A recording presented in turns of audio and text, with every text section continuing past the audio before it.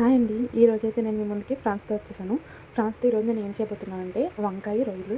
ఇంకా ఎందుకో బయట వర్షం పడుతుంది. సో మా హస్బెండ్ కోసం రొయ్యల బిర్యానీ చేయాలనిపిస్తుంది.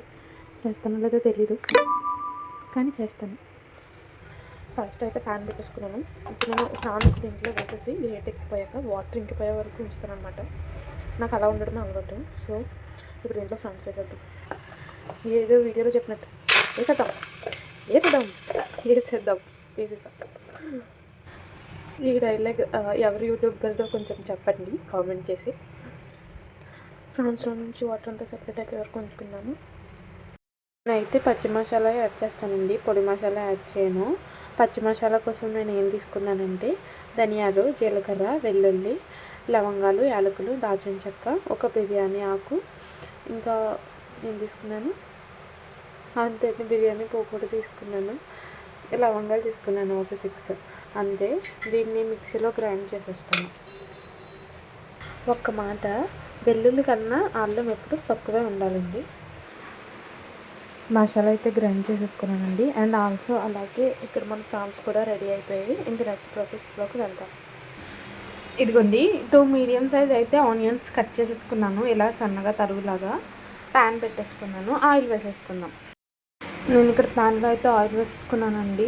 నేను మినిమం ఒక 4 స్పూన్స్ ఆయిల్ అయితే వేసాను, మీడియం స్పూన్స్, పెద్ద కాదు. ఆయిల్ హీట్ అయిపోయింది కదా, ఇప్పుడు దీంట్లోకి ఆనియన్ యాడ్ చేసేసుకున్నాను. ఆయిల్ బాగా హీట్ ఎక్కాకనే ఆనియన్స్ వేస్తే బాగా ఫ్రై అవుతాయండి. సో ఇప్పుడు ఆనియన్స్ యాడ్ చేసేస్తాను. ఇలా సౌండ్ రావాలన్నమాట.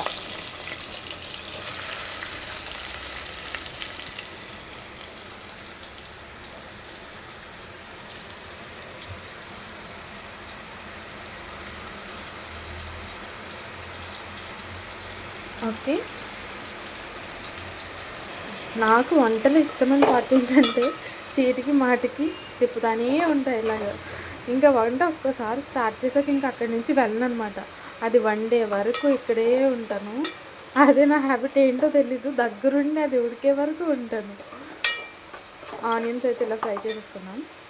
ఇంకోటి కూడా చెప్తాను, కూర మంచి కలర్ రావాలంటే ఆనియన్స్ ఇలా ఫ్రై అవుతున్నప్పుడే పసుపు వేసుకోవాలన్నమాట. అప్పుడు చాలా మంచి కలర్ వస్తుంది, చూడటానికి కూడా బాగుంటుంది. ఒక 2 పచ్చిమిర్చి కూడా యాడ్ చేసుకున్నామండి.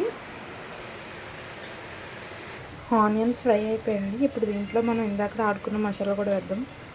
మసాలా కొంచెం ఎక్కువ పడుతుంది, ఎందుకంటే రొయ్యలు ఉల్లిపాయలు తీగా ఉంటాయి కాబట్టి. మసాలా ఫ్రై అయిపోయాక నేను రొయ్యలు కూడా యాడ్ చేశాను. రొయ్యలు కూడా ఆయిల్లో మసాలాలో ఒక 2 మినిట్స్ అలా అయితే ఫ్రై చేస్తాను అనమాట. దీని తర్వాత నేను ఇక్కడ కట్ చేసుకున్నాను ఏంటివి తెల్ల వంకాయలు. ఈ వంకాయలు కూడా దీంట్లో యాడ్ చేసేస్తాను. ఇప్పుడు దీంట్లో తగినంత కారం, అంటే మీరు ఎంత తింటారో మనం అంత కారం యాడ్ చేసేసుకున్నాం. అండ్ ఆల్సో సాల్ట్ కూడా యాడ్ చేసేస్తాను. ఇప్పుడు నేను టేస్ట్కి సరిపడే సాల్ట్ కూడా యాడ్ చేసేస్తున్నాను. ఈ ఉప్పు కారం మసాలాలో ఈ వంకాయ ముక్కలు ఏదైతే ఉందో అది కొంచెం మగ్గాలి. అప్పటి వరకు మూత పెట్టేసుకోండి.